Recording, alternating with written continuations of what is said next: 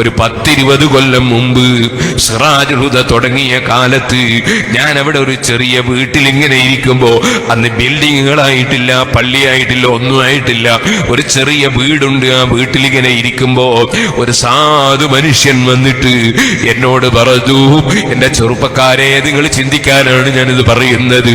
അദ്ദേഹം പറഞ്ഞു, ഉസ്താദേ, നിങ്ങൾക്ക് എന്നെ അറിയാമോ? എനിക്ക് പെട്ടെന്ന് മനസ്സിലായില്ല. എനിക്ക് അദ്ദേഹത്തിന്റെ പേര് പറഞ്ഞു തന്നു. എന്നിട്ട് പറഞ്ഞു, നിങ്ങൾ ഓതിപ്പടിച്ച പുല്ലൂക്കരയിലാണ് ഞാൻ. എന്നിട്ട് പേര് പറഞ്ഞു തന്നപ്പോ അതാ എനിക്ക് അദ്ദേഹത്തെ ഓർമ്മ വന്നു. അദ്ദേഹത്തിന്റെ വീട്ടിൽ ഞാൻ അദ്ദേഹത്തിന്റെ ഗ്രഹപ്രവേശനത്തിന് പോയിട്ടുണ്ട് എന്റെ ഉസ്താദിന്റെ കൂടെ. സുബ്ഹാനല്ലാഹ്, അന്ന് അത്രയും പ്രൗഢിയുള്ളൊരു വീട് ആ രാജ്യത്തില്ല, നാട്ടിലില്ല. സുബ്ഹാനല്ലാഹ്, വലിയ വീടാണ്. ഞങ്ങളന്ന് ചെന്ന് അവിടുന്ന് ദുആ ചെയ്തൊക്കെ എനിക്ക് ഓർമ്മയുണ്ട്.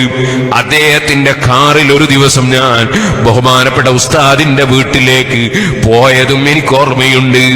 സുബ്ഹാനല്ലാഹ്, അദ്ദേഹവുമായി എനിക്ക് പരിചയമുണ്ട്. അദ്ദേഹം എന്നോട് പറഞ്ഞു, എന്റെ ഇപ്പോഴത്തെ അവസ്ഥ നിങ്ങളറിയോ? എന്റെ വീട് ഞാൻ വിറ്റുപോയി. എനിക്ക് ഒരുപാട് വാഹനമുണ്ടായിരുന്നു, ബസ്സുണ്ടായിരുന്നു, വിറ്റുപോയി. എനിക്ക് ഖത്തറിൽ വലിയ ബിസിനസ് ഉണ്ടായിരുന്നു, എല്ലാ ബിസിനസ്സും പോയി. ഇപ്പോൾ ഞാൻ നിങ്ങളോട് പറയട്ടെ, ഞാൻ അങ്ങകലെ ഒരു സ്ഥലത്ത് താമസിക്കുകയായിരുന്നു ഭാര്യ മക്കളോടുകൂടെ. ഇപ്പോൾ ആ ഭാര്യയും മക്കളും കുറ്റ്യാടി ടൗണിൽ നിൽക്കുന്നുണ്ട്.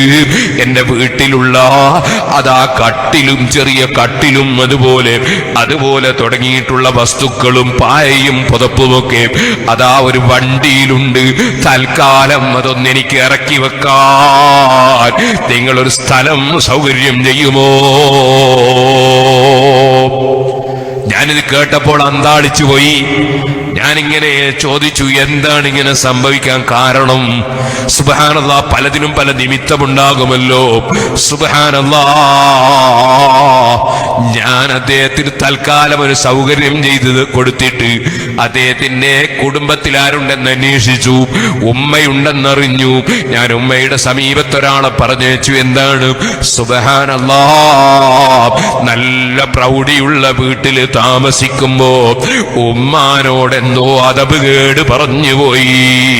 ഉമ്മാമ ചെറിയ കുട്ടിയെ നിലത്ത് വെച്ചപ്പോൾ ഉമ്മാമയോടൊരൽപ്പം കസർത്ത് സംസാരിച്ചു പോയി. ഉമ്മ ആ വീട്ടിന്റെ മുറ്റത്തോ മറ്റോ തുപ്പിപ്പോയപ്പോൾ അതിനെ വല്ലാത്ത ഗൗരവത്തിൽ ചോദിച്ചു പോയി.